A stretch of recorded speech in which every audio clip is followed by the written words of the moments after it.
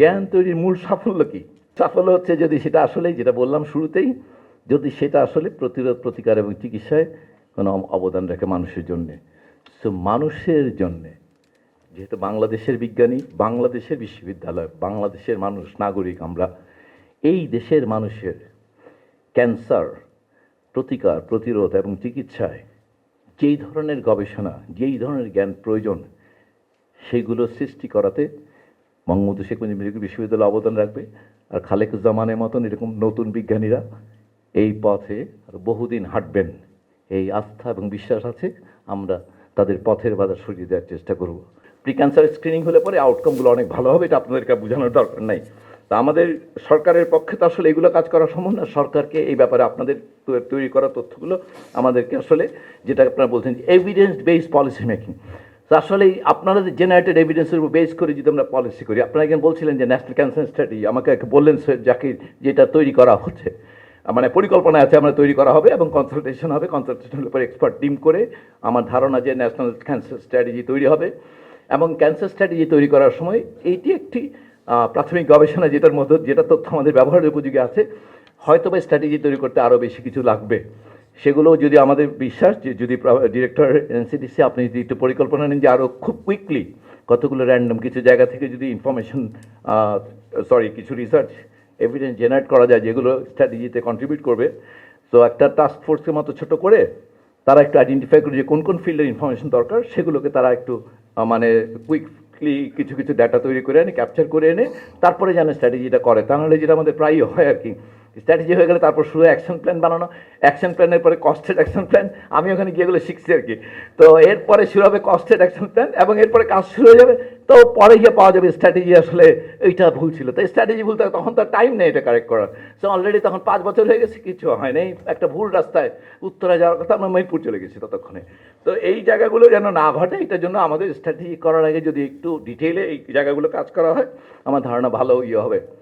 যেটা বলছিলেন যে ইউএন এজেন্সিগুলো হসপিটাল বেসড ইম্পর্টেন্স, সেটা তো আমরা সবাই বুঝতে পারি, ওদের দেশে আসলে তো হসপিটালে সবাই যায়। সো ওদের জন্য এটা খুব অ্যাপারেন্টলি মনে হয়। তো আমাদের এটাকে যে ফেস করার জন্য এই ডাটাটা খুব স্ট্রং একটা এভিডেন্স, যেটা ক্লিয়ারলি বলবে, যে মানে বুঝাতে পারবে যে কেন প্রয়োজন বাংলাদেশের। সো ইউএন এজেন্সিগুলো, তবে ডোনাল্ড ট্রাম্প ক্ষমতায় আসার পরে ডেফিনেটলি আমরা এই ব্যাপারে একটু কেয়ারফুল হওয়া দরকার যে আমাদের ফান্ডিং সোর্স আসলে ডিফারেন্ট হবে। একটু আগে ক্রাউড ফান্ডিং বলার পেছনে অন্যতম কারণ হচ্ছে আমাদেরকে আসলে পর্যায়ক্রমে কালচারালি নিজের পায়ে দাঁড়ানোর অভ্যাস করতে পারতে হবে। সো আমরা জানেন গতকালকে প্রায় 1300 উপরে কোনো একটি অর্গানাইজেশন 1200 লোককে তারা আসলে অব্যাহতি দিতে বাধ্য হয়েছে, কারণ তাদের টাকা বন্ধ হয়ে গেছে। আমাদের সরাসরি এখন বিএসএমএমওর সম্পর্ক নাই, কিন্তু সরকারের অনেকগুলো কর্মকাণ্ডের সঙ্গে আসলে এই ট্রাম্পের এই সিদ্ধান্তের সম্পর্ক আছে। অতএব আমরা অবশ্যই সেগুলোকে রিড্রেস করার জন্য খুবই দ্রুত আমাদের কতগুলো কর্মকৌশল উদ্ভাবন করার চেষ্টা করতেছি, কিন্তু তারপরও আমাদের এটার জন্য কিছু কিছু অংশে আমাদের কাটাছেড়া করতে হতে পারে। সো আশা করব যে আমাদের মানুষকে আসলে গবেষণায় সম্পৃক্ত করবেন আপনারা। মেশিন সম্পর্কে ইতিমধ্যে আমি বলেছি, যেটা বলছেন 8টা সাইট, এটা হচ্ছে খুবই স্ট্যান্ডার্ড কথা আসলে একেবারে, যে ডেমোগ্রাফিক সাইট থাকবে 8টা, এরকম হওয়া দরকার ছিল। এটা শুধুমাত্র সাইট শুধুমাত্র ক্যান্সারের জন্য না, আসলে সাইট থাকবে 8টা, যেটাতে সব কিছু থাকবে।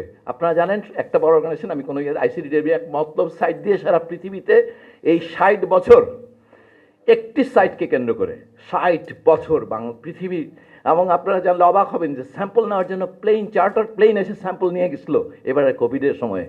কারণ কি, সো ইম্পর্টেন্ট, মানে বলছি যে যদি আমাদের 8টা সাইট আসলে তৈরি করা যায়, বিএসএমও একার পক্ষে 8টা সাইট ম্যানেজ করা সম্ভব না, কিন্তু ডেফিনেটলি বিএসএমও একটা কোলাবোরেশন করতে পারে, বা একটা নেটওয়ার্ক অফ ইউনিভার্সিটিজ আর নেটওয়ার্ক অফ একাডেমিয়া রিসার্চ অর্গানাইজেশনসের নেটওয়ার্ক, যারা 8 জন হয়তো 8টা সাইটকে ম্যানেজ করবে।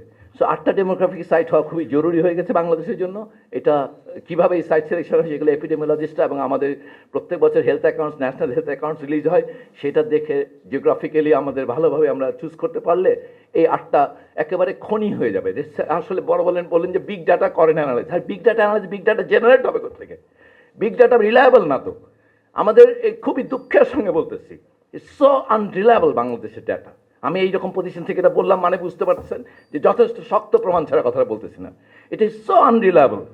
অতএব বড় ডাটা অ্যানালাইসিস করি যে ভুল ডাটার উপরে, তাহলে তো আসলে হবে না। অতএব আমাদেরকে অবশ্যই ডাটার ক্ষেত্রে জেনারেশন থেকে, এন্ট্রির থেকে, কিবোর্ডের সামনে যে হাত, তার এথিক্স ঠিক না থাকলে পরে যত বড় অ্যানালিস্ট বসানো হোক পৃথিবীতে কোনোভাবেই সঠিক ডাটা হবে না। সো এই যে কিবোর্ডে যার হাত থাকে সেই মানুষটাকে এথিক্স শেখানোর, মোরাল ভ্যালুস সম্পর্কে শেখানোর দায়িত্ব তো আসলে হোল নেশনের এডুকেশন সিস্টেমের।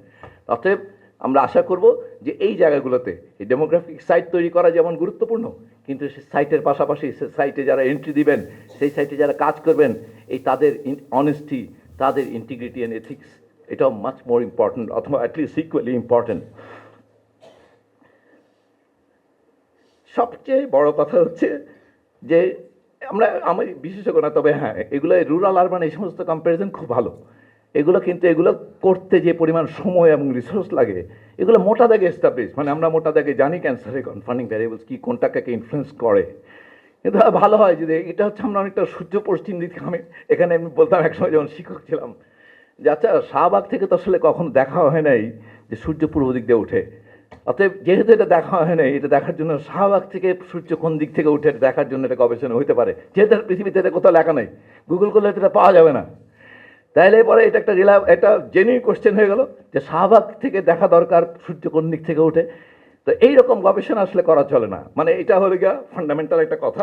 অতএব আমাদের গ্রাম ভার্সাস শহর ডেফিনেটলি দরকার, কিন্তু আরেকটা হচ্ছে যে 5 লাখ, উনি খুব কারেক্টলি করছে কিন্তু আসলে ওই যে অ্যাডজাস্ট, মানে 5 লাখের কমে বা 10 লাখের কমে, আরেকজন পরে বলছেন এর কমে তো আসলে একটা ক্লাস্টার হবে না, সো এটা খুব এক্সপেন্সিভ হয়। মানে আমাদের জেনারেলি তো যে সমস্ত প্রশ্নের উত্তর মোটা দাগে জানা আছে, ওইগুলো প্রশ্নের উত্তর না খুঁজতে যাওয়াটা ভালো হবে। এটা হচ্ছে আমি ব্যক্তিগতভাবে আমার একটা পরামর্শ।